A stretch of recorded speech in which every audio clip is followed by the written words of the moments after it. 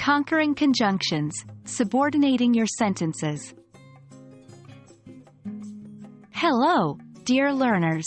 Welcome back to another interesting video in our Grammar Fundamentals series. Today, we're diving into the fascinating world of subordinating conjunctions. We'll learn what they are, how they work, and most importantly, how to use them effectively to combine sentences. So, let's get started.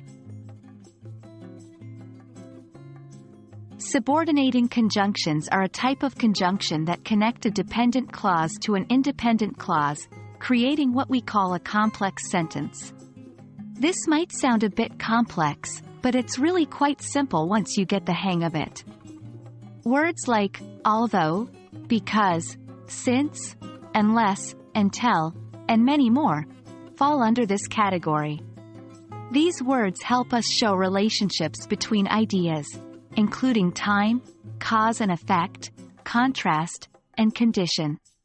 For example, in the sentence, I went to bed because I was tired, the word because is a subordinating conjunction. It's connecting the independent clause, I went to bed, with the dependent clause, I was tired.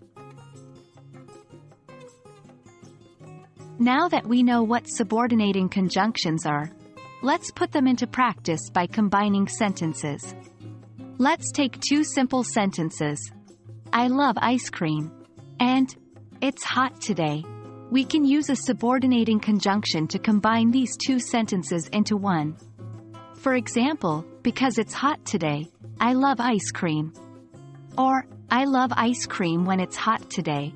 Try to think about the relationship between the two ideas when choosing your subordinating conjunction. The right conjunction can completely change the meaning of your sentence. Now it's your turn to practice. I'll provide two sentences, and your job is to combine them using a subordinating conjunction.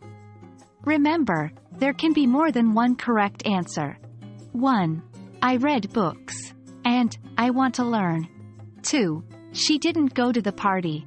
And, she was sick. 3. He loves playing soccer. And, it's raining. That's all for today's video on subordinating conjunctions. With consistent practice, you'll soon be a pro at combining sentences using these conjunctions. Always remember, the key to mastering anything is practice, practice, and more practice. Thanks for tuning in, and I hope this video has been helpful. Keep practicing, and see you in the next lesson. Happy learning!